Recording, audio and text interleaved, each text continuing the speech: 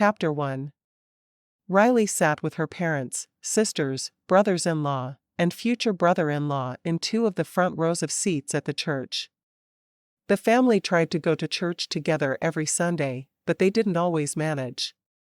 Still, they tried, and she knew that God knew she was making an effort every week, and that made her happy.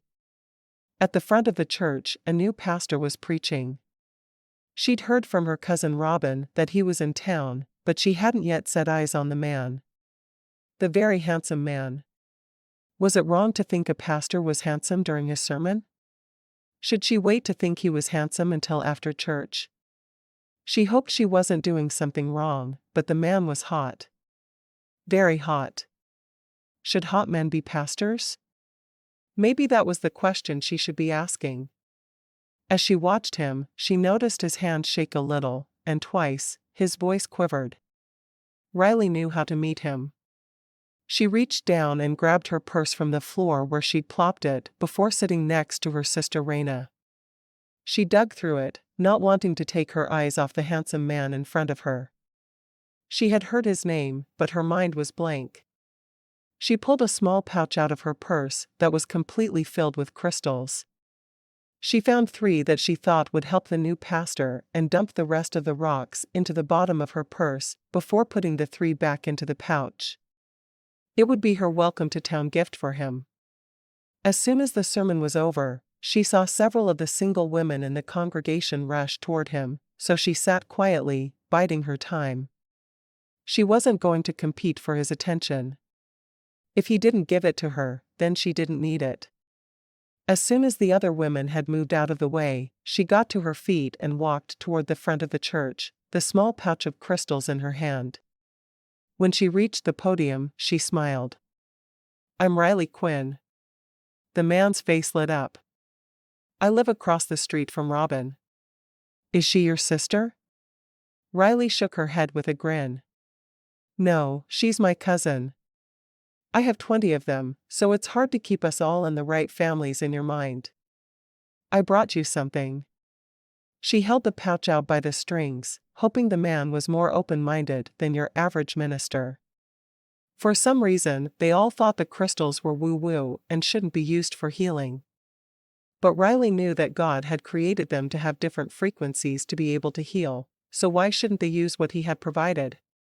He took the pouch and opened it, dumping the crystals out in his hand. Pretty. He had no idea what she wanted him to do with them, but he'd take them. "I noticed that you were nervous during your sermon, so I thought they might help you. I put amethyst, blue lace agate, and angelite in there. They all help with calm." He frowned. "I'm not sure a pastor should believe in things like crystals." She sighed. "I disagree, Pastor Blake Coleman. People are calling me Pastor Blake."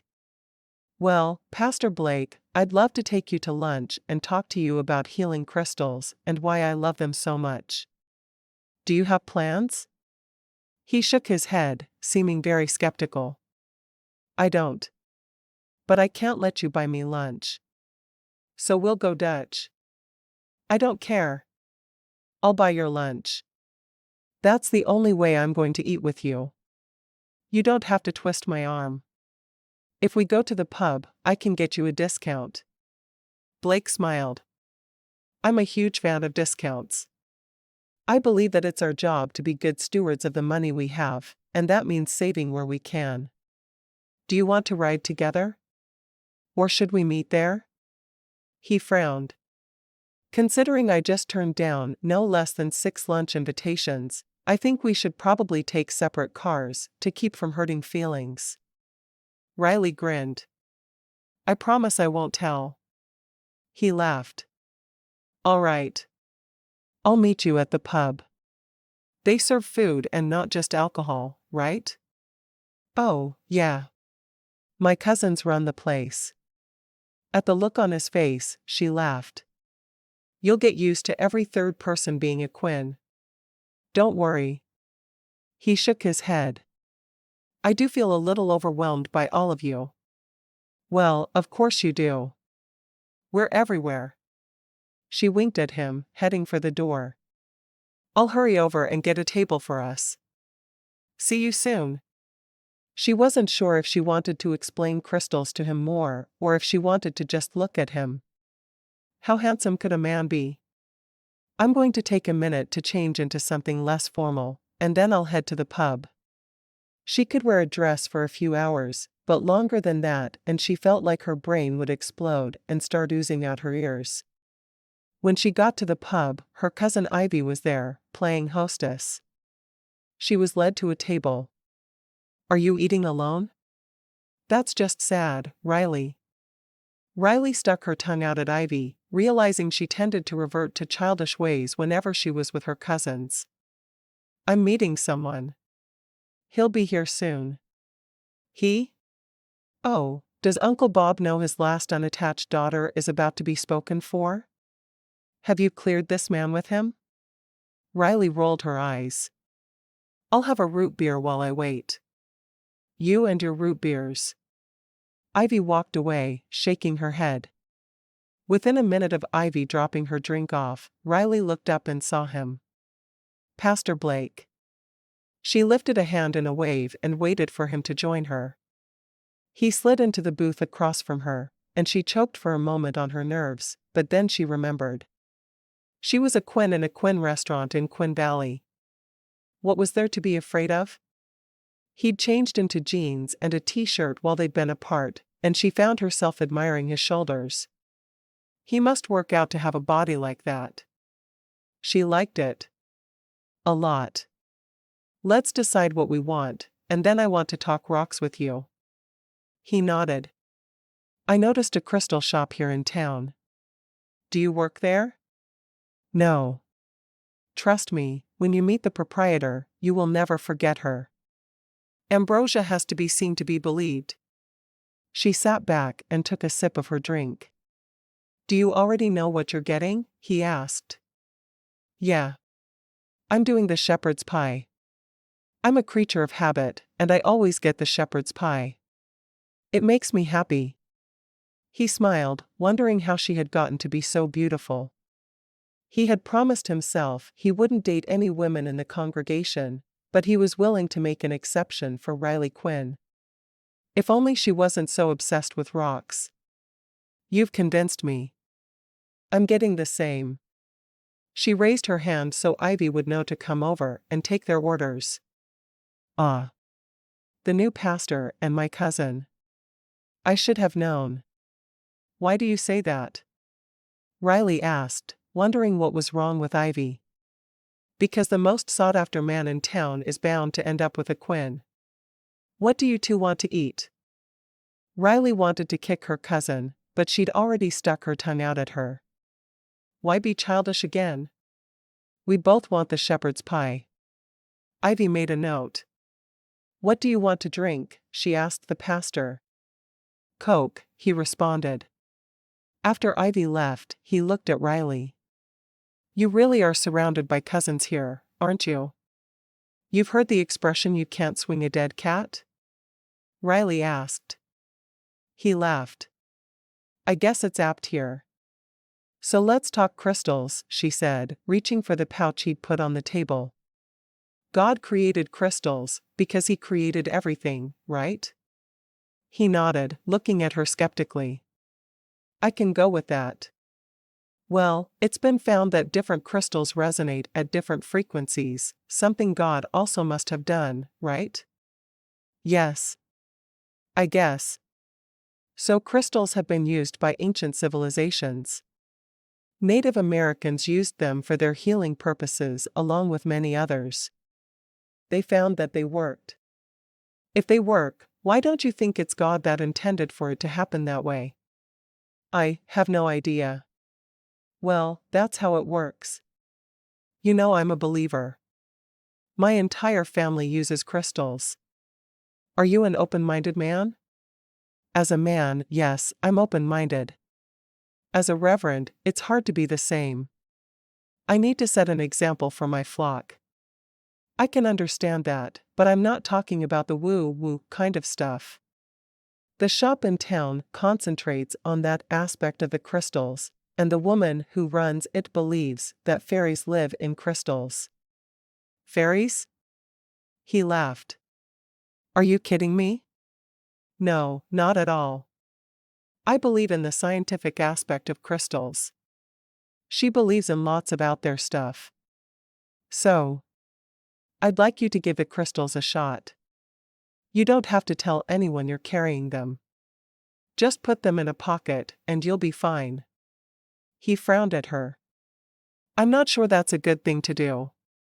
Why don't you pray on it? Riley asked. Isn't that where you'd find your answers? Blake smiled at her. You know how to talk to a pastor, don't you? Riley laughed. I've kind of been going to church my whole life, so I know pretty well how to speak to them and get through to them, even when they seem incredibly hard-headed. So tell me, Riley Quinn, do you often ask men to go to lunch with you after church? Riley grinned. You're the first. Do you often go to lunch with women after church? I used to go out with my mother after church. But now I live here. So where are you from? She asked. She couldn't quite place his accent. Missouri. My mother and sister are still there. Do you miss it? She asked. He nodded. A little. I've been away for a long time, going to college and then seminary, but it'll always be home. I can understand that. I can't imagine leaving Quinn Valley. Well, I didn't live in a town named after my family or anything. Oh, then you're missing out. You totally need to choose one of the Quinn cousins to marry so that you can be related to the family the town is named after. It's the only solution. Is that a marriage proposal? He asked. Ivy stood next to the table for a moment, holding both of their plates. What is Uncle Bob going to say when I tell him you asked the new pastor to marry you? He's going to be so disappointed. He'll just be glad I didn't ask a biker to marry me. Go away, Ivy. Riley wasn't about to defend herself to her cousin. It was none of Ivy's business what she'd been saying. Fine. But you'd better leave an extra big tip after saying that to me. Ivy turned and walked away. Thanks for that. Riley said to Blake. You know I wasn't proposing, but my whole family will know I proposed to you by tomorrow morning. Quinns tend to talk about each other way too much. Not to non-family of course, but among ourselves. She looked up and groaned. Her grandma was walking straight toward them. Hi, Grandma. The older woman leaned against the table. Riley, do you realize this man is the new pastor? Of course I realize that, Grandma. Well, I don't want you to spend a lot of time with him. His reputation is everything, and he doesn't need you to ruin it for him. Riley's eyes widened, and she gasped. Why would you assume I would hurt his reputation? It's not like I'm running around town drunk or anything. Oh, I know that, and you know that, but the whole town doesn't know that. Her grandmother shook her head. No, I think you need to leave Pastor Blake alone. No need for you to ruin his life. As soon as her grandmother walked away, Riley shook her head. I don't know what has gotten into her, but I promise you, I will not get you pregnant and leave you high and dry. That's really good to hear. I was worried about my virtue. You asked me to lunch, and then you proposed. You're moving awfully fast for a man like me, Riley. She made a face. If you were related to me, I'd tell you to go away. He laughed. You would you? Yes. Riley picked up her fork and took a bite of the shepherd's pie. It was amazing as always. If only the place wasn't lousy with relatives, she'd be all set. He grinned at her, taking a bite himself. This is wonderful. Thank you for recommending it. You're welcome. I love it, so I figured everyone should. So what do you do on Sundays? I assume you don't work. No, I work Tuesday through Saturday. I have Sundays and Mondays off. What do you do? He asked, taking another bite and giving her his entire focus. I'm a crystal healer. She knew he was going to have something to say about that. My branch of the family is into the natural healing stuff. My dad owns the inn, and we use the hot springs as healing. Most people who come here for something like that believe in alternative medicine, so we tap into that. One of my sisters is a massage therapist.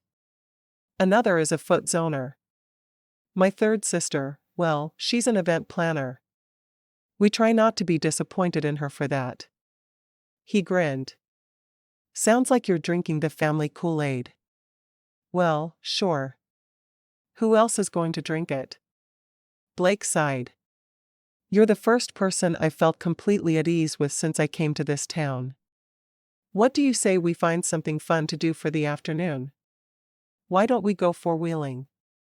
We can get a couple from the hotel, and I know some great paths. She loved going four-wheeling, but she usually went alone, which was fun, but not as fun as doing something with him. Are you kidding me? That sounds amazing. Let's do it, then. Well, after lunch, because we do need to eat first.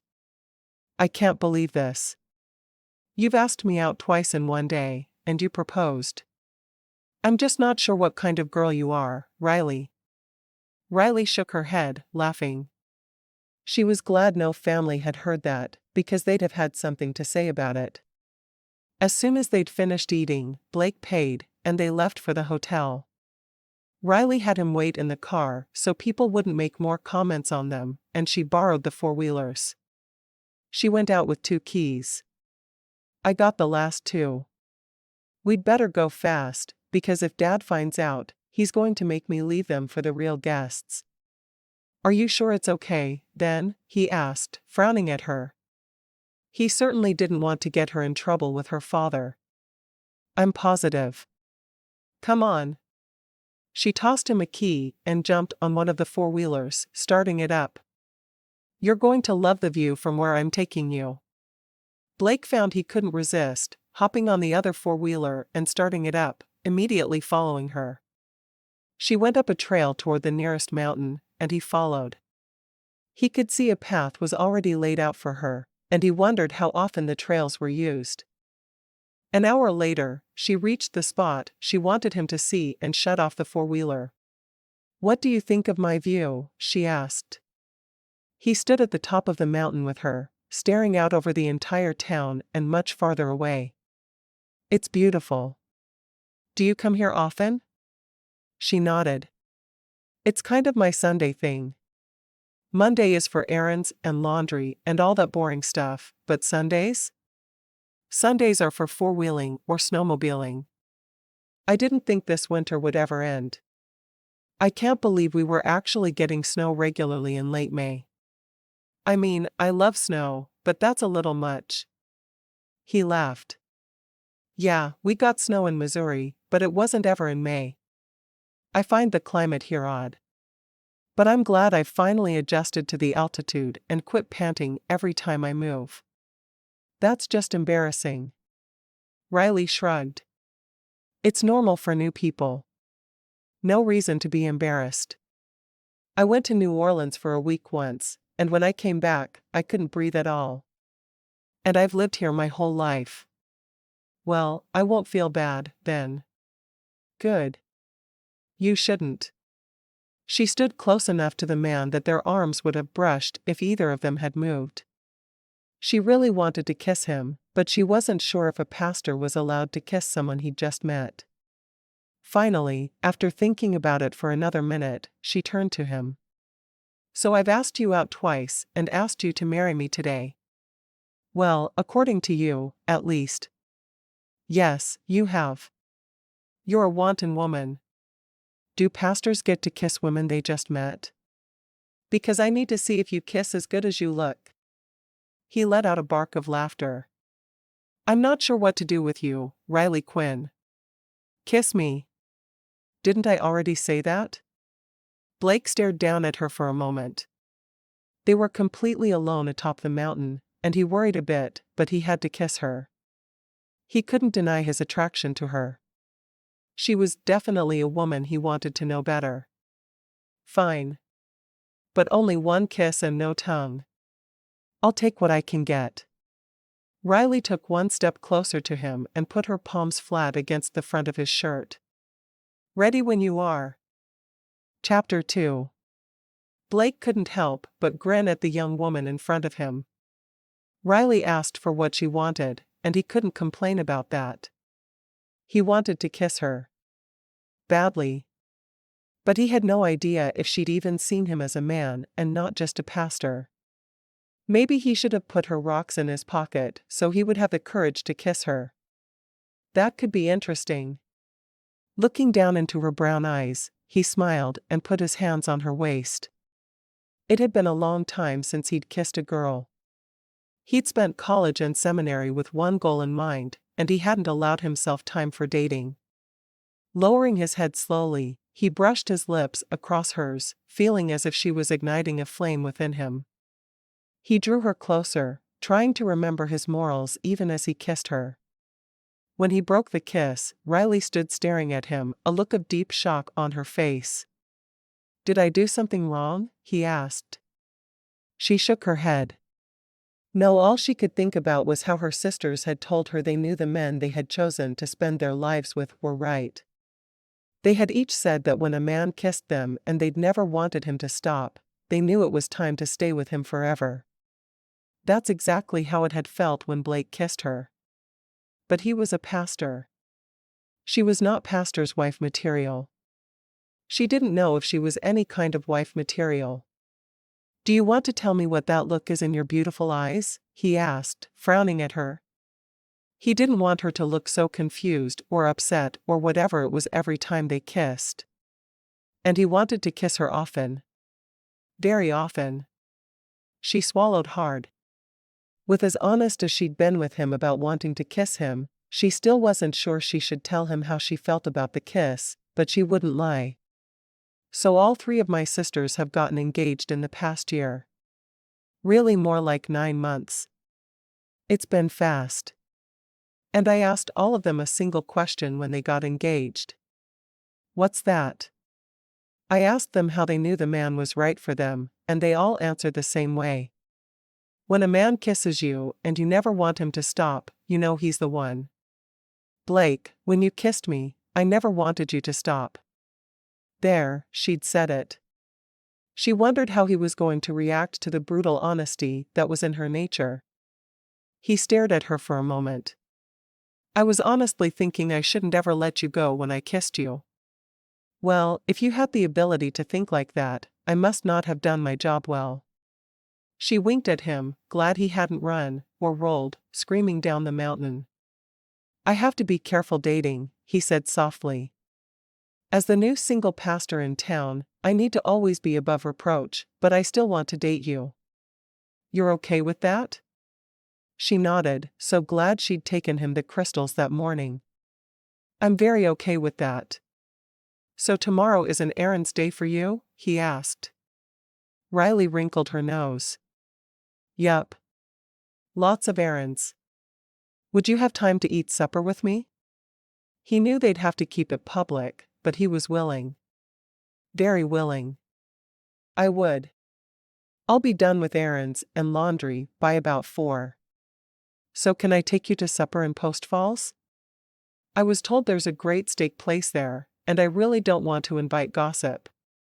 Riley laughed. "You have no idea how small this town is, do you?"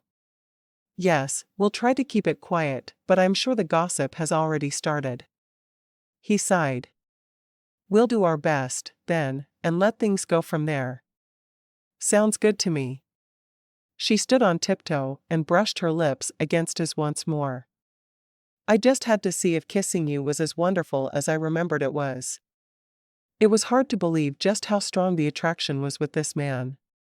Never before had Riley felt anything even a little close to it. He smiled. "And? Oh, yeah." She walked to her four-wheeler and started it. "Let's get these back to the hotel." He nodded, climbing on the machine he had used and starting it. Following her down the mountain brought him joy. He wondered if he should talk to the older pastor in town about dating a Quinn. Was there some reason he shouldn't be doing it? He had no idea at all. When they got back to the hotel, she hurried inside to return the keys, and when she got back outside, Blake was leaning against his car, watching her. He had his phone in his hand.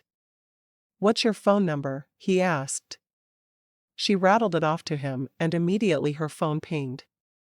She pulled it out and saw a text that simply said, "It's Blake." She knew that was her cue to add his number into her phone, which she did immediately. "Text me your address, so I can GPS it." She laughed. "GPSing something in Quinn Valley? You'll get over that soon." He shrugged. "You've lived here your whole life. Give me a month or two." "Sure. I can do that." She watched as he walked to the driver's side of his car. "I'll see you tomorrow." Riley wished she could kiss him goodbye, but they really did need to be careful. "Around 5, so we can make the drive." He got into his car and drove away, leaving her watching him.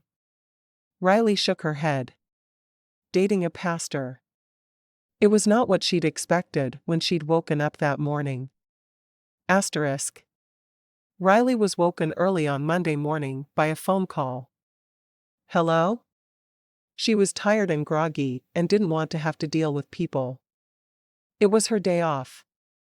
"Riley? What's this I hear about you dating the new pastor?" Her mom's voice came strongly over the line. "Hey, Mom. We just had lunch and rode four-wheelers yesterday. I was explaining why I think crystals and their power come from God." Riley sat up in bed and wrapped her arms around her legs. "Oh, really? That would explain the lunch. What about the four-wheelers?" "I wanted to show him our town." "No big deal." Riley was deliberately being evasive. She wasn't sure what Blake would want people to know, and she was going to respect his wishes. "Well, I want to know when and if it becomes a big deal. Ivy called me last night, and your grandmother called this morning. They were both very interested in why you were having lunch with him." Of course they were. Tell a phone. Tell a friend. Tell a Quinn. Riley yawned. "What time is it?" "It's 6:30. I let you sleep later than I should have." Riley rolled her eyes. "Okay. Whatever. See you tomorrow. Tell the pastor hi for me." April Lynn hung up at that. She wasn't about to let her youngest child get the last word in.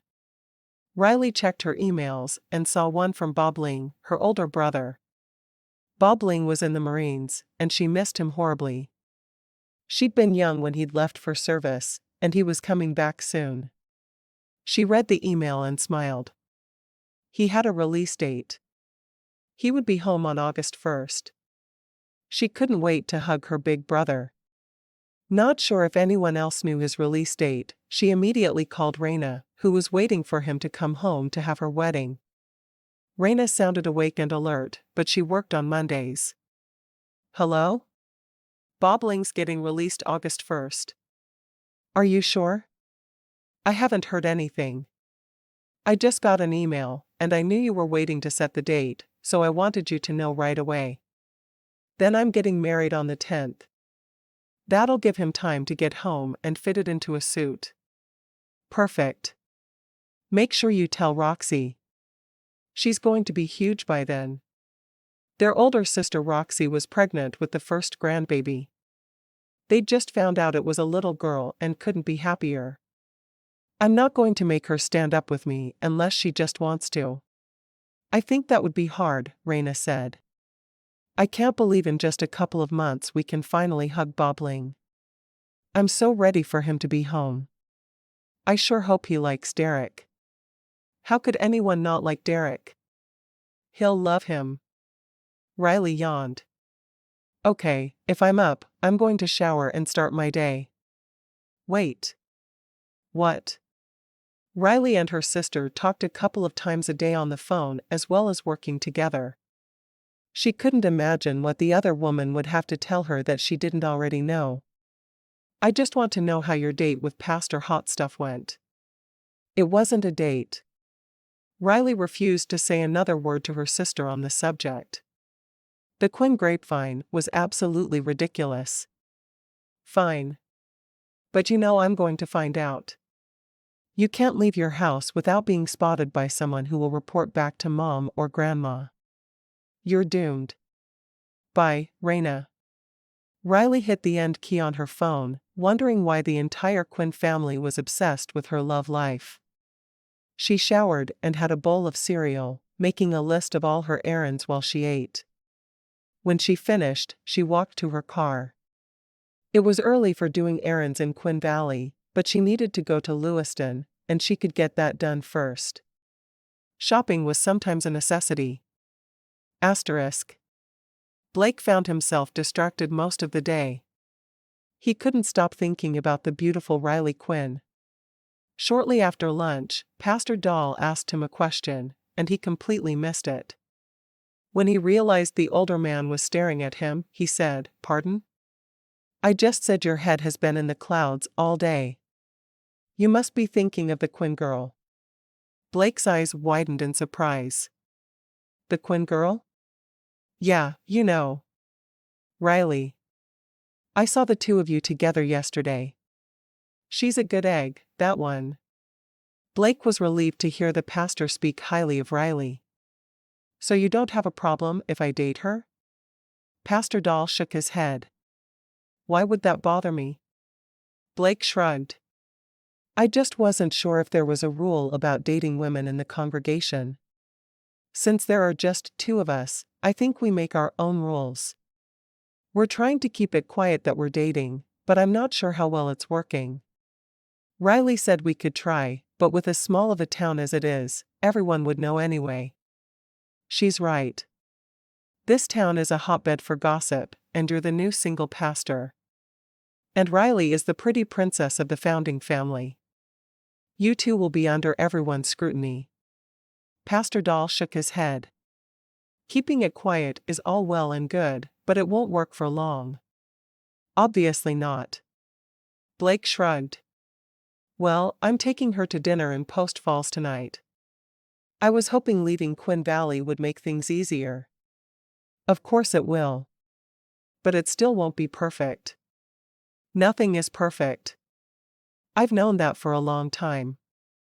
Blake got to his feet and walked to the mini fridge there in his office, pulling out a bottle of water for each of them. It'll work or it won't. Just so it doesn't hurt the church, I'm all good with it. Thank you. Blake felt relieved that the discussion was out of the way. Now he was free to date without guilt. He still didn't want it advertised, though, because if they ended up not suiting each other, it would be harder for both of them if everyone knew about it. Asterisk. Once Riley was finished with her errands and her laundry, she texted Blake to give him her address. If he had any kind of sense of direction at all, he wouldn't need to use GPS long. As soon as she sent her address, he responded. Pick you up at 5. Sounds good. It was already a little after 4, and she looked down at herself in her oldest clothes. What else would she wear for laundry day? She hurried to change into a new dress she'd purchased in Lewiston on a whim earlier that day and slapped some makeup on. Thankfully it wasn't really summer yet, and she knew the night air would get down to the 30s. She grabbed a sweater that looked good with her dress and slipped shoes on. She was ready. She hoped. Never had she been nervous about a date before, but she had also never liked anyone as much as she liked Blake. Well, that wasn't right. She wasn't sure that she liked him. She was attracted to him, and so far, he seemed nice, but what if he ended up being a total jerk? It was possible. He knocked on her door at 5 on the dot, and she opened it wide. She draped her sweater over her arm and picked up her purse. Her father had taught her from a very young age that it was always best to carry at least $100 with her on a date. If she ended up with a jerk, she'd be able to extricate herself from the situation. She followed him out to his car, a little Honda Accord. She smiled when she saw it. You're going to want 4-wheel drive, come winter. I'm sure. This is what I have right now, though. I'll work my way up to four-wheel drive. He opened her door for her and closed it, which embarrassed her a little. No one had ever done that for her before. On the road on the way there, she asked him some questions about himself. So you grew up in Missouri? Where? Joplin. Middle of the Ozarks. So did you say you have a sister? She asked. He knew she had a ton of cousins. She should know something about him. I actually have a twin sister, who still lives near Mom. She's a teacher in a child care center. She loves it. Sounds good. Just the two of you? Yes, just two. Our dad was a firefighter, and our mother was a stay-at-home mom. Worked out well. He shrugged. And from what I hear of the Quinns, every offspring has 5 children. So you have brothers and sisters? Or just one or the other? Riley smiled. I'm the 5th.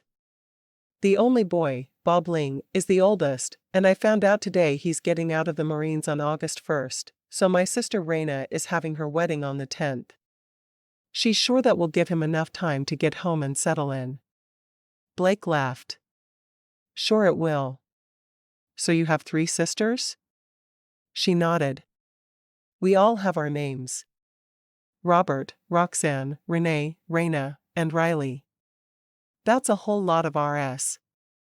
So your brother's name is Robert, and he goes by Bob Ling? A Marine puts up with that nickname?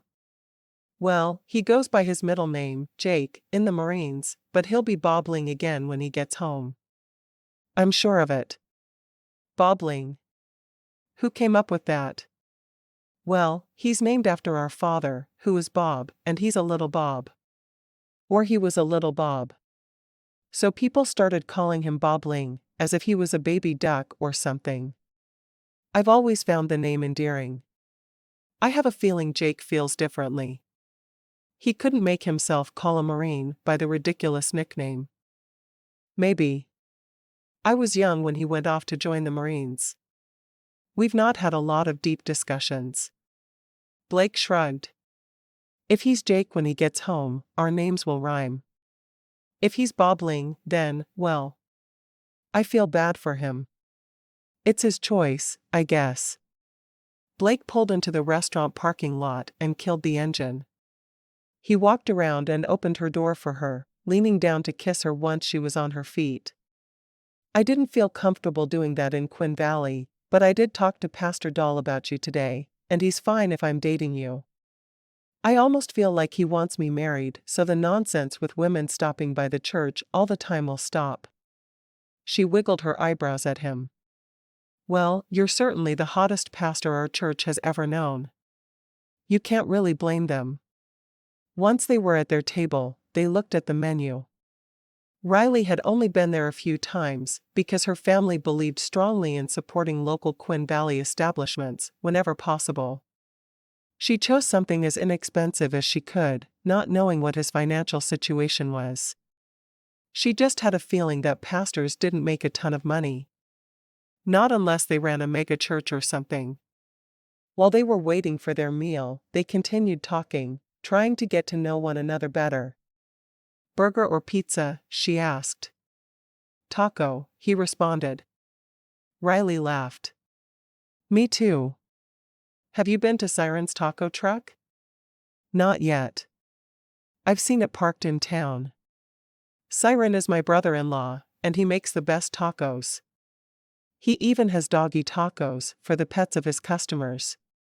Truly, you should check it out, and make sure you get sopapillas for dessert. Maybe we could get tacos together. Do you have a lunch break tomorrow? Of course. I usually take from 1 to 2 off for lunch, and I almost always end up at that silly taco truck. Meet me there for lunch tomorrow, then, he said with a smile. I'm not as worried as I was. She smiled.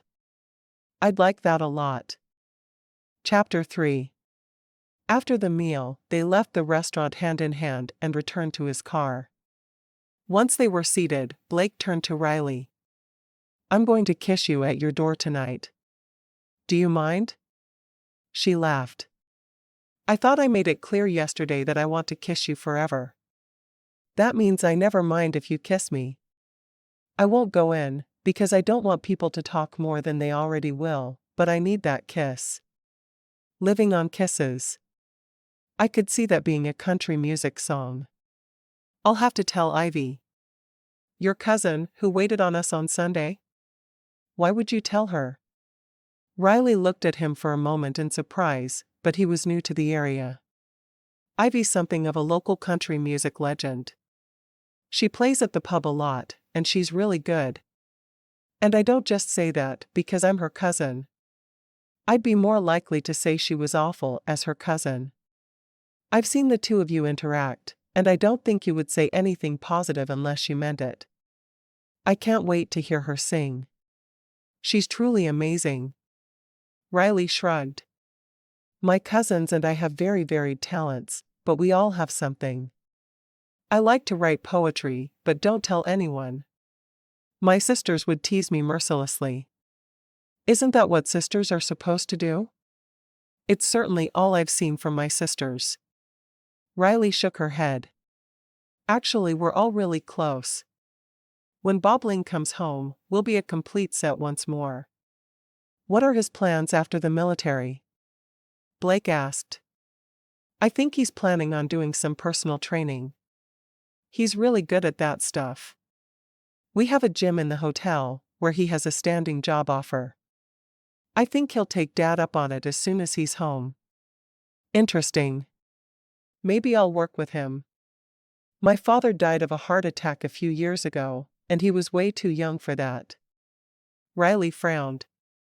My dad had one last summer. It was awful. She reached across the console and put her hand in his. I'm so sorry. Thank you. It was rough. I'm sure it was. She shook her head. Dad had a couple of stents put in, and we all stayed in Lewiston so we could be close to him during the procedure. He's fine now, but he still really needs to watch his sodium intake, which is really hard. Do you know that there's sodium in pepper? You'd never think that. Our eyes have all been opened wide as we've learned about sodium intake. I'm sure. Did you cut down on sodium when he did? I did. All of us did. We're worried the same thing will happen to us, and we really don't want that. Who would? He was silent for a moment as he thought about how things would have been different if they'd caught his father's problems earlier. Not me. And I don't want to do that to my children. It's too hard on them. I get it. I really do. He pulled into her driveway behind her car.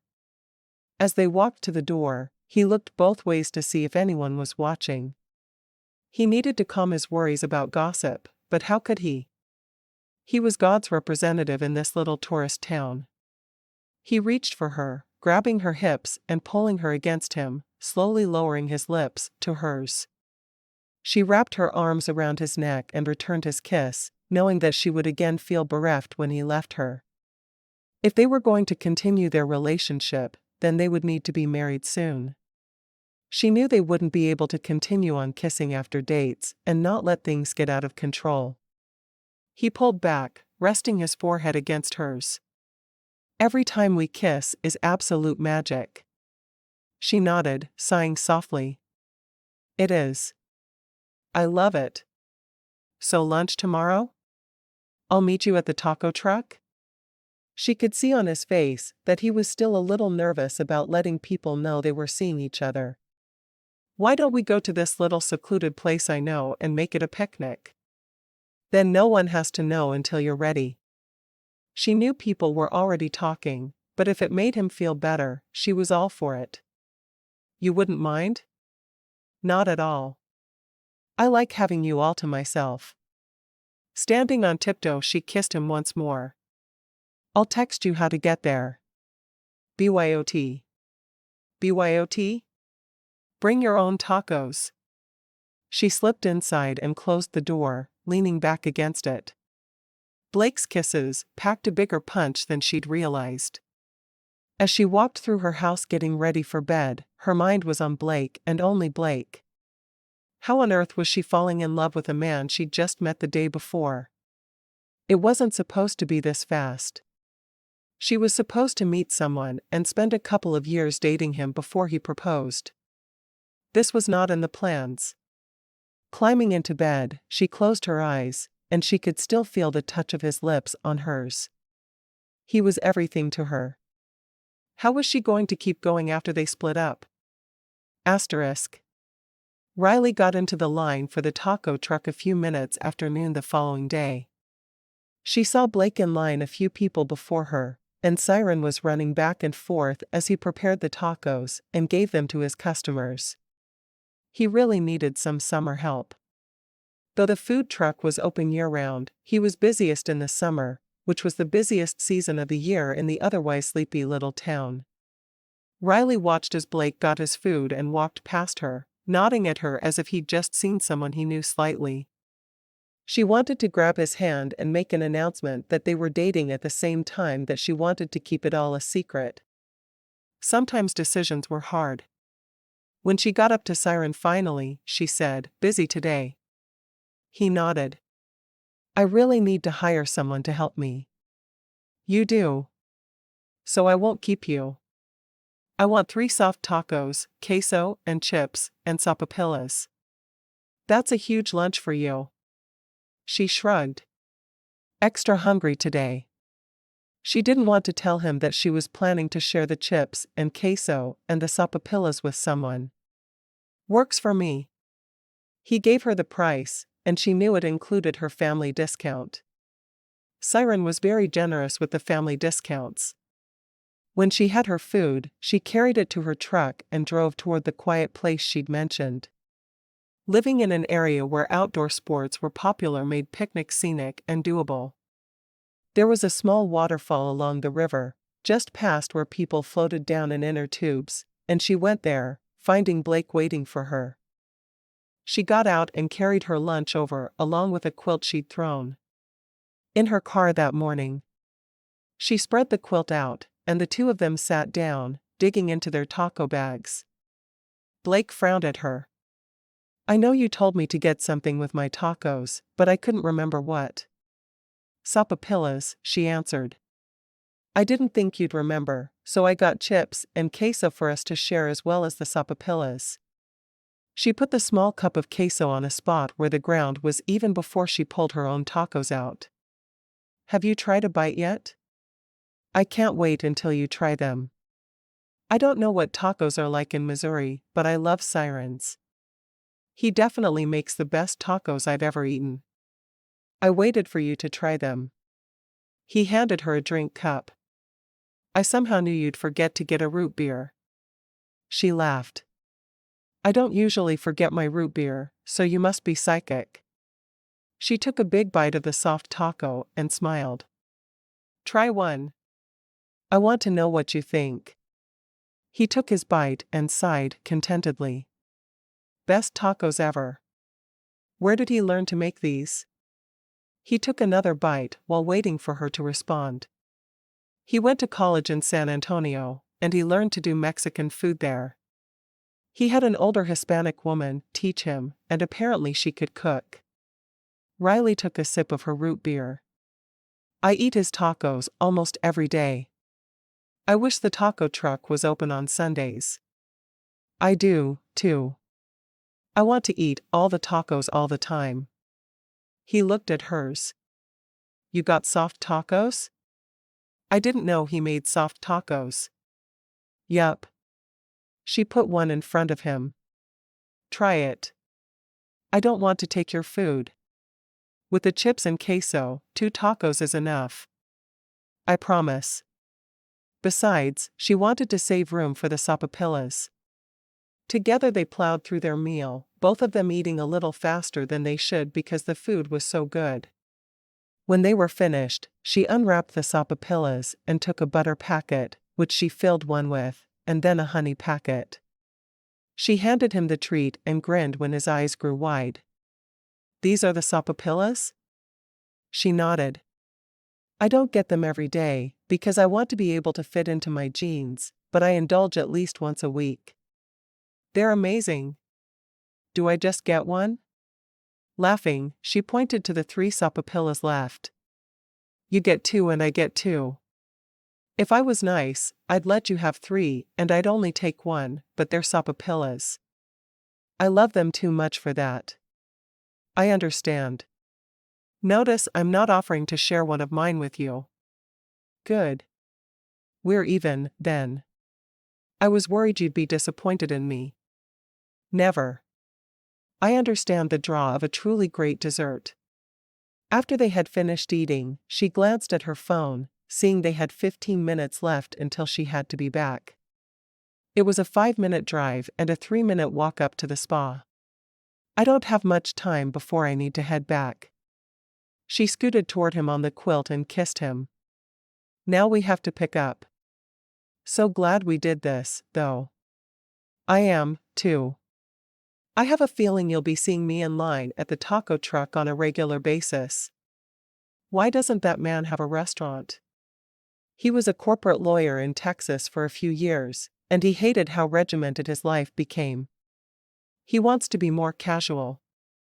So the truck. She got to her feet and folded the quilt while he gathered the trash. Is there no trash can here? Nope. This isn't a public spot. My dad bought this plot of land a few years ago, and we all use it for picnics and campouts when we want to rough it. I'm just glad we didn't run into one of the relatives. He shook his head. The way you just said relatives made me think that you hate them. Not at all. I love them. There are just so many of them. You should be grateful for a big family who loves you so much. Oh, I'm grateful. I just don't always love to be around them. I can see that. I think. He shrugged. You guys are a tight-knit family, and I'd think there would be occasional arguments or fights. Well, the problem is we're all hyper-competitive. Everything we do is a competition. Memorial Day is Monday. You should come with me and see what I mean. You have never attended a Memorial Day celebration until you've done it with the Quinns. Your family celebrates Memorial Day together? Just the immediate family, right?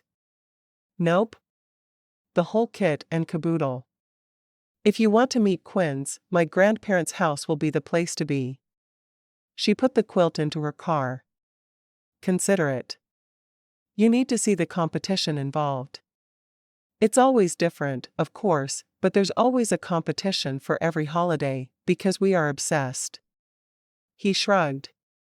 I'm sure it'll be fun. Not always. If it's a creative thing, then Robin always wins. She's a pain in my butt.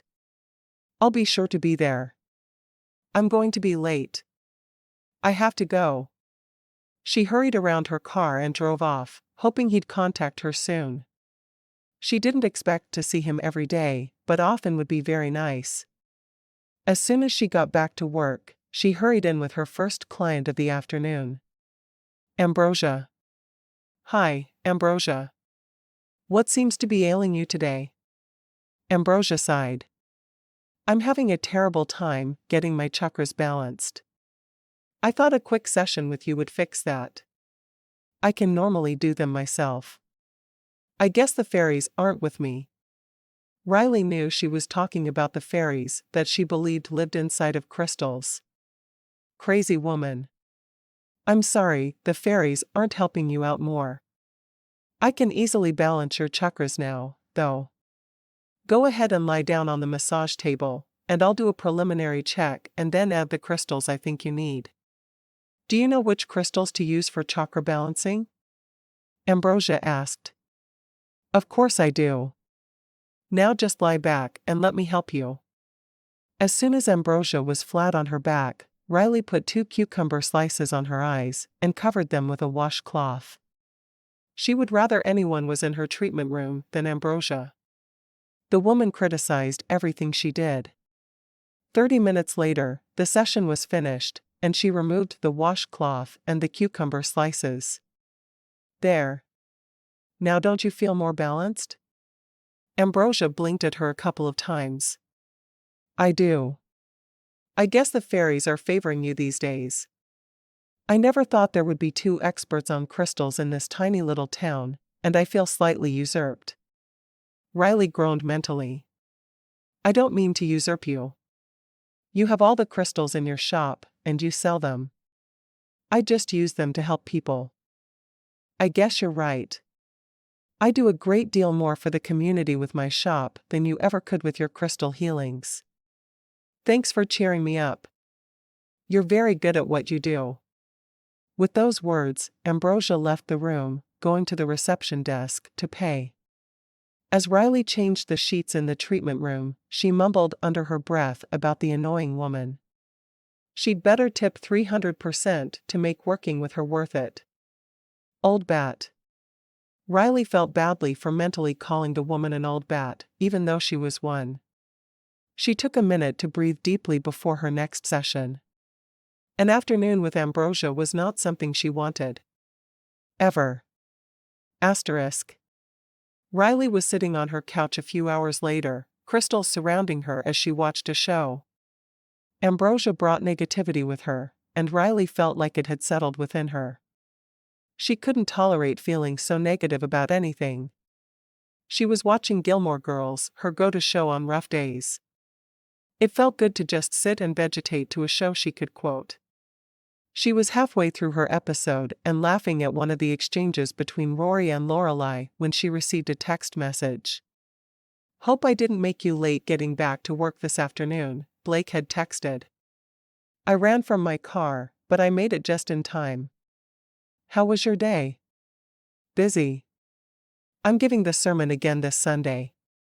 I work with the youth here, and then I'm giving sermons, too. I'm a bit overwhelmed. Our lunch was the highlight of my day. Well, I'm up for it anytime you are. Have you eaten?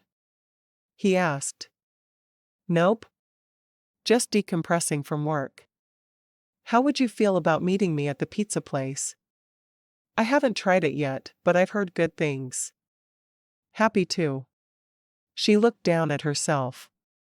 She was still in the jeans and t-shirt she'd worn all day. It would have to do. 10 minutes? See you there. Riley stared at her phone for a moment, happy that he was willing to meet her in public. It was starting to bother her that they were never around people in town. Unless he had a secret wife he was hiding, which she really didn't believe, they should be seeing each other in public. They'd both admitted that they were interested in the other. She drove to the pizza place and got out, going inside to wait for him. She didn't know what he liked on his pizza, so she found a table in the busy little restaurant and waited for him.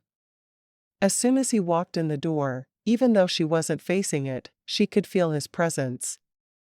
The man was she couldn't even think of the right word. He was practically perfect for her, and that thrilled her to no end. He walked over and sat down with her briefly. What do you like on your pizza? He asked. Lots of stuff. I'm seriously happy with anything and everything. Just no anchovies, because you don't want me to get sick on your feet. He laughed, gripping her hand on the table. You make me laugh. I'm way too serious, but you change that. I like it. I like you, too. I'll go order then. Root beer, I'm assuming? She nodded, thinking that her soft drink habit was getting out of control again. She'd have to revert to water. Soon. After the pizza. Chapter 4. While they ate, Blake announced that he'd decided to go to the Quinn family Memorial Day celebration.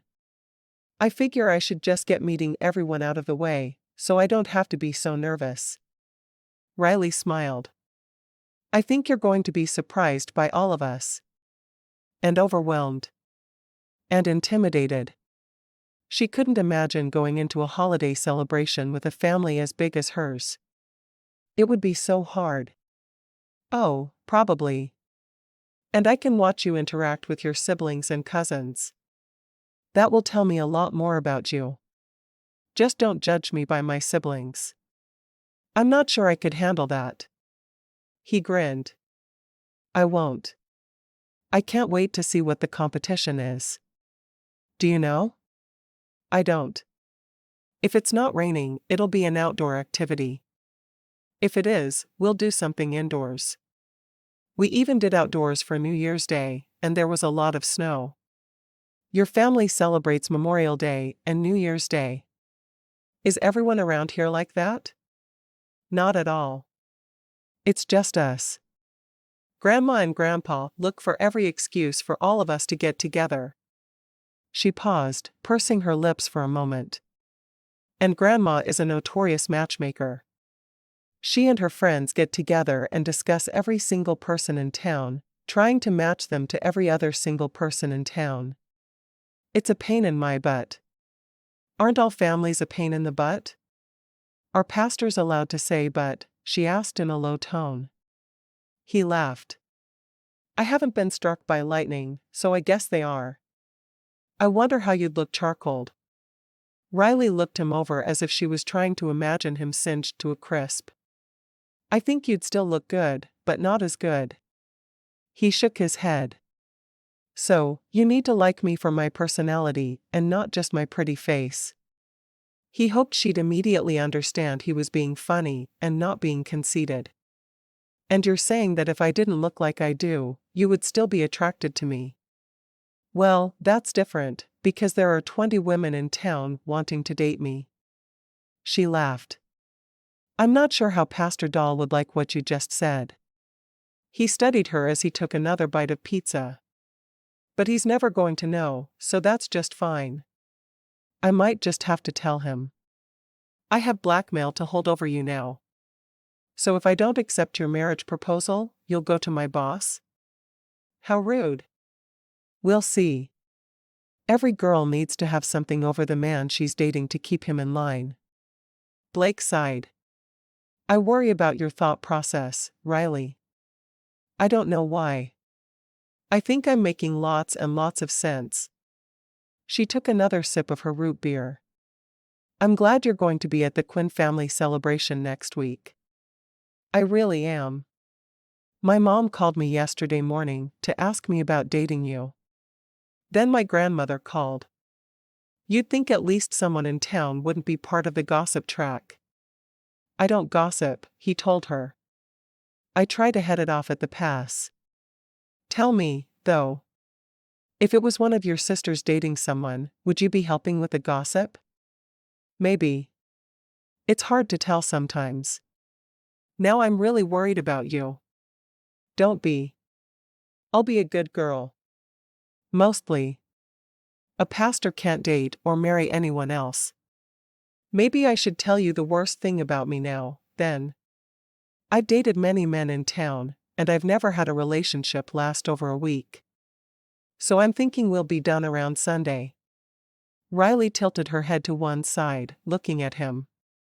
So, are you appalled at my revelation? Blake shook his head. No, at least you got out when you realized it wouldn't work. I think that's what everyone should do. A week is usually long enough to know if you'll suit. You think so?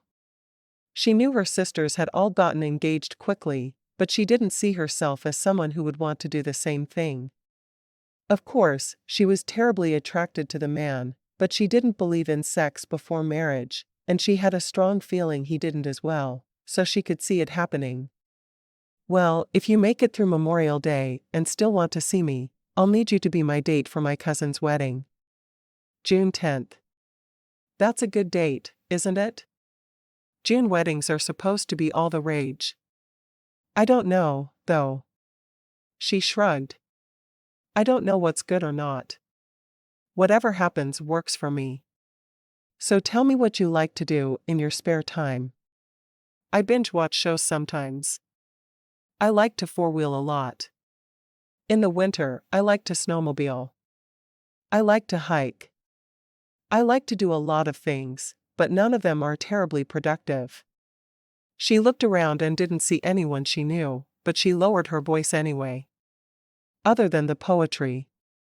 Why are you so worried that people will find out you write poetry? Blake asked. It sounds like a worthwhile hobby to me. I just don't want to be teased about it. I love my hobby, but I know other people kind of look down on poets. Most of the girls I know who write poetry write all kinds of angsty stuff.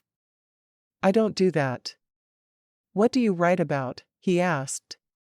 Mainly nature type stuff. You know, Ode to a Daffodil type thing. He laughed. Who's your favorite poet? Robert Frost. Hands down.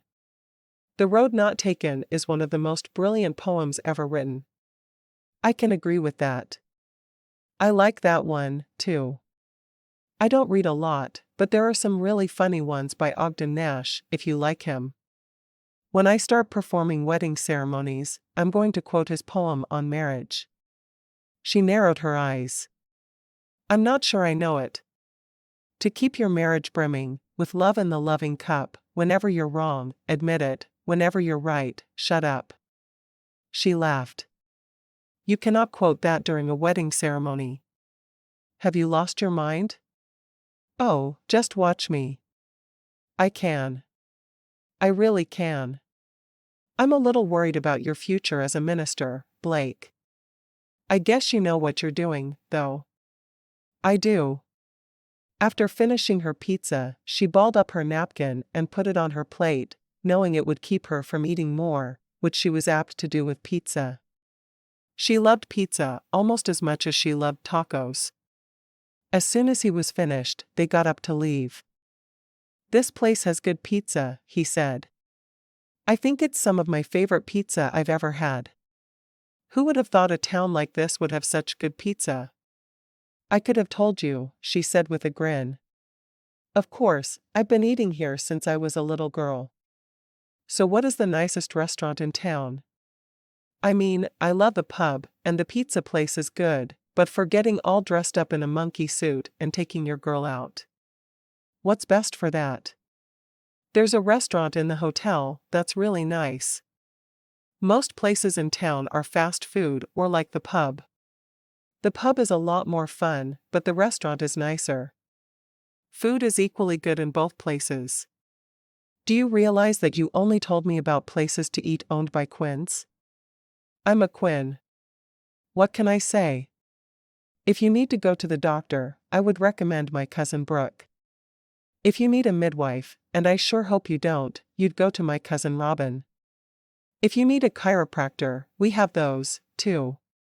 You don't need to see non-Quinns in Quinn Valley. We have it all covered for you. He chuckled. Of course you do. What if I want to get a cat? My cousin Joel is a veterinarian, and he frequently has rescue animals to adopt. Keep it in the family. He walked her to her truck. No one in the family sells cars? You know what? You're right. We need to change that. He shook his head, leaning down to kiss her softly, right there in front of God and everyone. I'll text you tomorrow. Or I might even call. I don't want to go a day without seeing you. I'm counting on propinquity to win you over. Sounds good to me.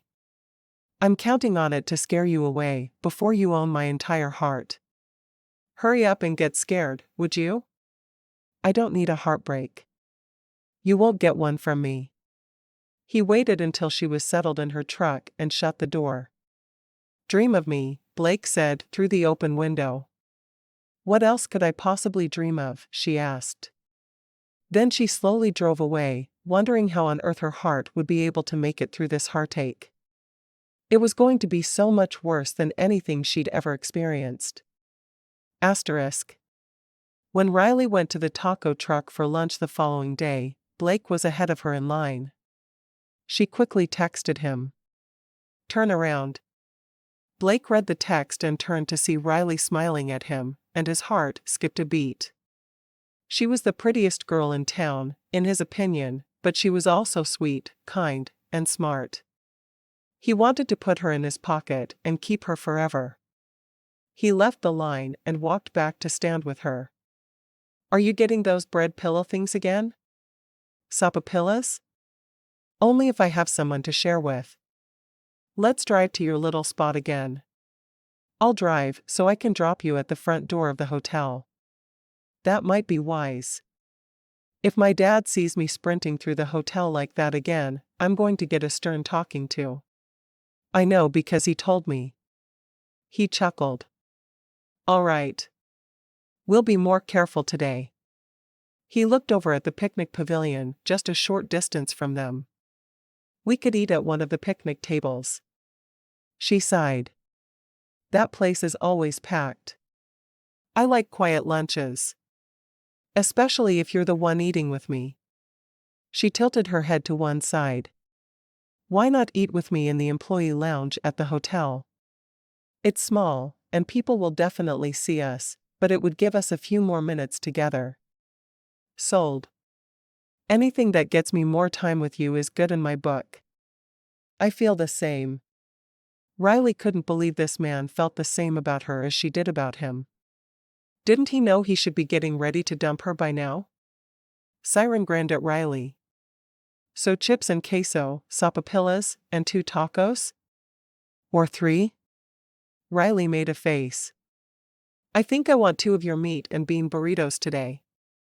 They just sound good. Siren nodded and then looked over at Blake. Pastor Blake, I'd heard you'd taken up with my baby sister here. The gossip precedes you. Blake wrinkled his nose. Hey, Siren. I want to add a root beer and a Coke to the order, and I would also like 3 soft tacos. I ate one of Riley's yesterday, and I have to say, I now want to try every single item on your menu. Glad to hear it. I like to stay busy, and I will if you're trying everything. He pushed a paper menu at the other man. The secret items I carry are on the menu. You and Riley should decide what you want, and she can let me know early if you're going to both make a habit of this. I could have it ready when you get here. Sounds good. Thank you.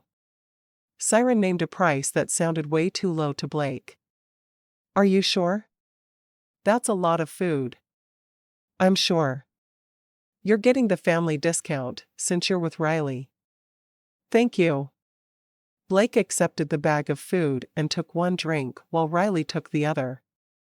See you tomorrow. That's my favorite thing my customers say to me. Repeat business rules. Riley headed toward the hotel, walking alongside Blake. When they got to the lobby, her father gave her a strange look before walking over to talk to her. Riley, introduce me to your man here. Sighing, Riley shook her head. Dad, you already know Pastor Blake. I do. I want to be introduced to him as your beau, though. Beau is such an old-fashioned word. Bob nodded. It is, but I like it. Riley did her best to smile. Dad, I'd like you to meet Blake. Blake, this is my father, Bob Quinn. Are you the one who gave Bobling that terrible nickname? Blake asked, unable to shake hands because of all he was carrying. I really feel sorry for him. Bob shrugged. I can't remember who came up with Bobling, but I think it's cute.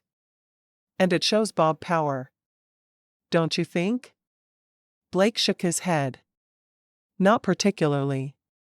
Dad, I don't have all day for lunch, and our tacos are getting cold. Go eat. I want to see you at the Memorial Day celebrations at my parents' house, though. Blake nodded. I've already told Riley I'll be there. Good. We all need a chance to look you over. Riley hurried away, sure that Blake was smart enough to follow her quickly. There was no telling what her father would say or do. The man was crazy. She ducked into a room that had a private sign on the door, and he followed her. There were several tables and a few people eating. They took a table off in one corner of the room, and both of them unwrapped their tacos. I still need to know who came up with the nickname Bobling. I think it's evil. Oh, it truly is. I wish I knew. Maybe Mom will tell us. A voice from a smiling woman came from above them. What do you want Mom to tell you? Riley sighed. I can see eating here was a terrible idea. We'll hide next time. Riley Bridget Quinn. You will not speak to your mother that way. Blake, meet my mother, April Lynn Quinn. Mom, meet Pastor Blake. It's nice to meet you, Mrs. Quinn, Blake said after swallowing his bite of taco. April Lynn shook her head. Oh, you can't call me Mrs. Quinn. There are way too many of us around here, and it would get incredibly confusing. Call me April Lynn. You use both names? Blake asked. Oh, yes. Always have. I was named after each grandmother, the only female granddaughter out of either family. So I have always used both names out of respect for my grandmothers. April Lynn sat down at the table, and she took a chip and dipped it in the queso. So you two are having a cozy lunch in the lounge, I see. We are. Riley took another quick bite. I was almost late coming back yesterday, so we decided to eat here. And now we're plagued with parents.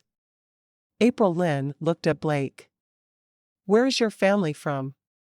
I grew up in Missouri, and my twin sister and my mother still live there. We lost my dad to a heart attack a few years ago. She placed her hand on Blake's. I'm so sorry for your loss. When we almost lost my husband last year, I realized how short life is. I'm still sad about it. Blake nodded. Thank you. How do you like Quinn Valley so far?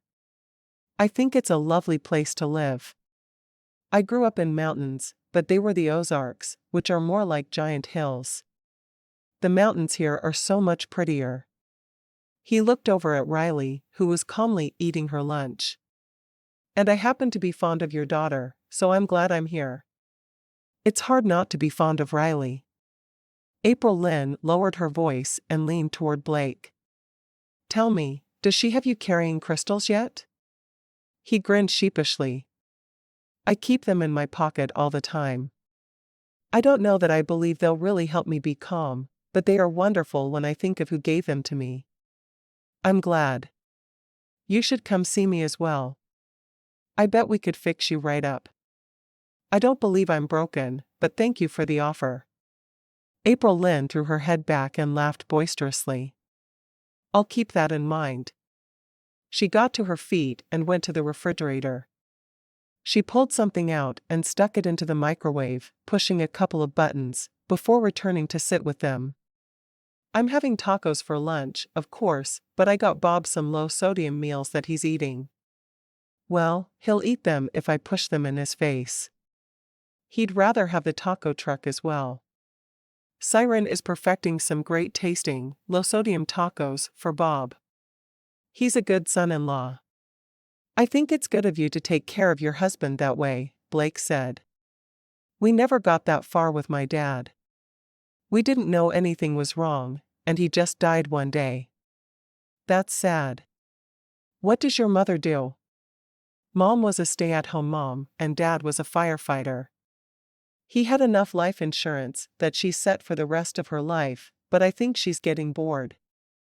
I'm trying to talk her into moving here, but I'm not sure she will. My sister is still in Joplin. Well, you need to get them out here. Once they see Quinn Valley and soak in our hot springs, they'll never want to leave. Blake nodded at that. You're probably right. I'm always right. Even ask Riley. With those words, April Lynn took the food out of the microwave and hurried from the room. Blake couldn't help but wonder what had just happened. The short woman was definitely larger than life. Chapter 5. Is she always that way? Blake asked Riley, referring to her mother. She's like a little tornado, coming in here and blasting her way through life. Riley nodded, enjoying the description of her mother. That's exactly what she is. She's amazing. My mother is this quiet little mousy thing. The only time I've ever really seen her show anger was when my sister was being bullied in school. It's crazy, but Mom is just your example of a meek woman. Well, in me, you're getting someone very different from your mother. I hope you realize that. Riley didn't want him to think that she had a meek bone in her body, because she didn't. I don't have meekness in me. I know that, Riley. I think you're very special, and I'm not looking for someone like my mom. When Dad died, she had no credit. Everything had been in his name. She had to scramble so much to become a person in her own right and not just his wife. I don't know if she's really found an identity yet. That's really sad. She shook her head. I want to fly to Missouri and give her some crystals for confidence. I have no idea what my mother would think of that. She'd probably freak out that I was dating someone who thinks that carrying crystals around gives you confidence. She's not into that type of thing. Riley took another chip and dipped it before digging into the sapopillas. I can see that. Our town is big into natural healing, though, so it just seemed natural for me to get involved. That makes sense. He reached for a sapopilla and doctored it up the way she'd taught him, biting into it before the butter had even melted. You know, you having so many restaurant discounts in town makes you marriage-worthy in my opinion. Maybe we should talk. She laughed. If we're still dating after you get the full Quinn experience on Monday, then we'll talk about it then. I'm just not sure we're going to survive that. Silently she was sure they wouldn't, but she pushed those feelings down. There was no need to be so negative about it. She would hope for the best and expect the worst. Nothing else she could possibly do. After she finished her sapopilla, she threw their trash away. Thanks for lunch. It was lovely. He laughed. Tacos from a taco truck are not what I meant to be getting my girl for lunch in the first week we were dating. I thought I'd do more fancy stuff. Oh, this girl will eat tacos from a taco truck any day of the week. Why not? I love them. She grinned at him. And Siren and Roxanne are going to be making me an auntie soon, so I love him. I can't wait to just hold that baby. Roxanne walked in then, looking very round. She walked over to Riley. What's this I hear about you having a date in the hotel for lunchtime? Riley shook her head at her oldest sister. Really? The hotel grapevine is almost as bad as the Quinn grapevine. Well, Siren texted me, Roxy said with a grin. Let me introduce you then. Roxy, this is Pastor Blake. Blake, this is my eldest sister, Roxanne. Blake couldn't help but notice the woman's stomach. You're the sister Riley was just telling me about. She said that you and Siren are about to make her an auntie. Roxanne patted her stomach. I'm ready to hold this little lady in my arms. I'm sure you are. Blake smiled, knowing she was a member of the congregation. It felt weird to meet people who were members of the church while he was dating a member. Hopefully it wouldn't continue to be awkward. Roxy grinned. Okay, I just came here to meet you, because I can't bear to not be in the know about my kid sisters. It was really nice to meet you. After she had gone, Riley realized they'd been left alone in the lounge. I need to get back to work. She leaned down and pressed her lips to his, because he was still seated. Riley. What do you think you're doing? Riley's older sister, Renee, was standing in the doorway with a huge grin on her face. When Riley jumped, Renee laughed. Did you think I was Mom? You don't sound like Mom. You just sounded fierce and mean, and it made me want to cry. Riley forced her voice to sound as if she was on the brink of tears. Nice try. Renee looked at Blake. Since my sister doesn't have good enough manners to introduce us, I'm going to have to introduce myself. I'm Renee, the second sister and middle child of Bob and April Lynn Quinn. And the wife of Chad Duncan. It's nice to meet you, Renee, and thank you for including how you're connected to everyone. Really made it easier for me. Blake held out his hand to shake Renee's, counting in his head and wondering if he'd met all the sisters. Is she the last sister for me to meet? He asked Riley. Or is there one more? You still need to meet Raina. She's closest in age to me and the only sister who isn't married, but she is engaged. Riley glanced at her phone. I really have to get back, or I'll be late. Renee, you should come with me. Why? Renee asked, frowning at her sister. The truth was that Riley didn't want him alone with her older sister, but she knew that wouldn't work. Instead, she hit below the belt. I'm afraid you'll trip over your own feet and there won't be anyone there to catch you if you walk back alone. Renee glared at Riley. Just for that, I'm not speaking to you for an entire day. Oh, well. I'm getting rewarded for mentioning how clumsy you are. Riley hugged her sister close. Love you, sis. She wasn't about to kiss Blake again, so she smiled at him.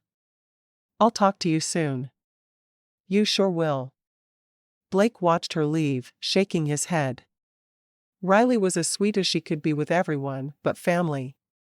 She became awfully fierce when family was involved, though. Renee looked at him, stepping a little closer. If you hurt my baby sister, I'm telling Bobling and my husband, Chad. Between the two of them, they will rip your throat out with their bare hands. Blake looked at her for a moment before shaking his head. I'm not going to hurt her. I promise. I've heard that one before. Renee backed away and made herself some lunch, ignoring the man in the room with her. Blake got up and left, wondering what had just happened. She'd been perfectly pleasant with him until Riley left, and then she turned into an overprotective big sister. He couldn't complain, though, because Riley should be treasured and cared for. He went out the front of the hotel, hoping he wouldn't run into any more of her relatives along the way. Maybe it was time to go back to eating outside of Quinn Valley for a little bit. The family didn't seem to think much of him. Riley received a text that evening, and she hoped it was an invitation to see Blake, but instead, he was just checking on the day she had. How would you feel about heading to Riston tomorrow evening? What time do you get off work? She frowned. She'd really thought he was no longer worried about people seeing them together. She guessed she was wrong. Riston sounds fine. I get off at 6. Is that too late? No, that's fine. With this being a long weekend, we're only working half a day on Friday, so I can sleep in if we get back late. And I don't work until 10, so I'm sure I'll be fine. Sounds good. I'll pick you up at, say, 6:15? Perfect. I'll be ready. She'd have to hurry, but she knew she could get ready that quickly. Sweet dreams. You too. She was disappointed that they not only wouldn't see each other that night, but that he was going out of his way to avoid people in town again. Maybe she'd had too high of hopes for the relationship after all. Her phone rang a minute later. Hello? I liked your young man, her mother said. Did you? He liked you, too. He said you were the complete opposite of his mother, though. Well, sure. Not many women are as happy and full of life as your mother. Riley laughed. Very true. I don't know how people live without an April Lynn Quinn in their lives. Neither do I. I sure feel sorry for them all. There was silence for a moment. Are you two still doing okay? Riley felt a tear trickle out of her eye. No one could ask about her day and make her weep immediately but her mother. She felt like a fool as she brushed the tears off her face. I'm not sure. I thought he was finally finished with hiding from people in town the fact we're dating. Today, after meeting Dad, you, Roxy, and Renee, he's invited me to go to Riston for supper instead of staying here. It feels weird. Did you ask him why? Her mother asked. She was always the voice of reason, and on occasion, Riley wished she still lived at home so she could just rest her head on her mom's shoulder and feel comforted. No, I didn't. I'm sure it was, because there are so many people trying to meddle in our lives, though. I'm not sure what I should do. Go to dinner in Riston and make him talk about it. The car on the way there would be good. Are you eating at the restaurant at River's End or will you be eating in town? I honestly have no idea, Mom. He said Riston, so I'm thinking the town. He probably doesn't know about the restaurant. Or trivia night. Isn't Thursday trivia night? Riley asked. She never could remember if it was Tuesday or Thursday. Yeah, it's Thursday. Tell him how you're feeling right now. I think he's good for you, and if you don't tell him, you'll start acting weird, and he'll not want to date you anymore. Like every other man I've dated? Riley asked, frowning. True, she'd done most of the breaking up, but it felt weird to not be sure where she stood. And to care so much. All of the others could have broken it off in the middle of the first date, and she'd have been fine with it. Not Blake, though. Already she couldn't imagine her life without him. Stop that. You're being unfair to yourself, and I won't have it. I've raised you to be a strong, independent woman, and you need no man to be complete. You know that, right? In theory. Right now, I know that my heart will be broken into a million pieces if we ever break up. He's the one, Mom. April Lynn sighed softly. Then you need to marry him. He pretends I asked him to marry me, but I didn't. He's a silly man. Silly is good for you. I promise. I'll get through it. I just need to figure things out. Thanks for letting me get all emotional with you, Mom. I don't mind at all, now that I don't have 4 teenage daughters in the house. Riley laughed. No one should ever have to go through that. Ever. I loved you all too much to let your father sell you to the circus. Though he tried. Repeatedly. Good night, Mom. Love you. Riley pushed the end key and stared at her phone. She wished she had answers. Getting off the couch, she wandered into the kitchen to find something to eat. Hopefully she still had a frozen pizza in the freezer, because she had no desire to do any real cooking. Opening the appliance, she pulled out her last frozen pizza and added it to the list hanging from the front of her refrigerator by a magnet. Of course, her entire fridge was completely covered with magnets. It's what she asked for every time someone left town. She was a magnet collector, and she didn't see anything wrong with that. She preheated the oven and headed into the bathroom to take a bath while it preheated.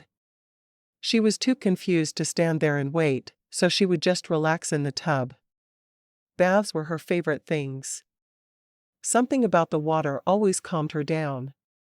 She was going to take advantage while she had some free time. Asterisk. Blake sat in his living room, trying to watch a baseball game. He was sure the Cubs were going all the way this year. They were the best in their division, and they were going to win the World Series. They'd done it before, and they could do it again. His mind wasn't really on the game, though. It was on Riley. He wished her family liked him better. Her mother seemed to like him well enough, but she was one of those women that he couldn't imagine not liking anyone. It just wasn't in her. Maybe he should have ignored the way her family had been that day, but he hadn't. And now he was spending the night alone. He didn't want to be alone. He picked up his cell phone and started to text her again, but thought better of it. Instead, he tapped her contact information and called her. Hello? Riley's voice sounded sleepy. Hi. I haven't heard your voice in hours and hours, and I wasn't sure if I could make it another minute without, so I called you. I have nothing important to say. Just needed your voice in my ear. Riley chuckled low in her throat. Well, it's there now. Why does everything sound all echoey? I'm in the bathtub. I know I shouldn't use my phone in the tub, because my dad has told me a million times, but if I hadn't this time, then I wouldn't be hearing your voice. He sighed. I didn't mean to interrupt your bath. Do you want to call me back? Not unless you're uncomfortable. I don't mind a bit. He did everything he could to scrub the mental image that had come into his mind away. He didn't need to be thinking about Riley naked. Not at all. It was a bad idea. I guess it's fine. How was work today? Any other freaky people? He had to get her talking about something other than being totally naked. Well, he assumed she bathed naked. Most people did. Work was good. Renee zoned me, and I did a crystal session on her. We both needed it. Tomorrow, I'm swapping with Raina and getting a massage. Tourist season isn't in full swing, so we have time to work on each other for a change. Within 2 weeks, we won't remember each other's names. He laughed. But good for the pocketbook, right? Definitely. Dad loves when we're fully booked and the spa is fully booked and no one remembers what it's like to be bored. It starts slowing down after Labor Day. Will the church be busier? He asked. He wondered just how many of the tourists attended their church. Not usually. People are in vacation mode when they come here, and all they do is float the river and play in the water park. It's nice that the water park is covered now, so when it rains, the spa won't be more overrun than usual. We really need to hire a couple more massage therapists and maybe another foot zoner. It would help us a lot. Makes sense to me. How was your day? Are you and Pastor Dahl enjoying working together? I think we are. He's a kind man who is willing to show me the ropes before he retires. The church really only needs one pastor, but he's going to stick around for at least another year until he feels like I'm completely ready. Blake wasn't sure she wanted a lot of detail, but he had no problem talking to her about it. It was nice to have someone he felt like he could confide in that wasn't related by blood. That's good. I wasn't aware he was planning retirement, but I can totally see it. Ever since his wife, Martha, died, he seemed so sad. He's got to want to be doing something else and not spending all of his time at the church. She was in charge of all the women's groups and stuff. And she taught a Sunday school class. Everywhere I look in the church, I see her. Can you imagine how much harder it must be for him? I'm sure it is. He's mentioned Martha a few times, and it's almost like he thinks she's still there. I wonder if I'm going to be that way someday. Missing someone so much that I talk about them as if they're still there. The idea made him sad. The only woman he could imagine being married to was Riley, and the thought of losing her made him feel empty inside.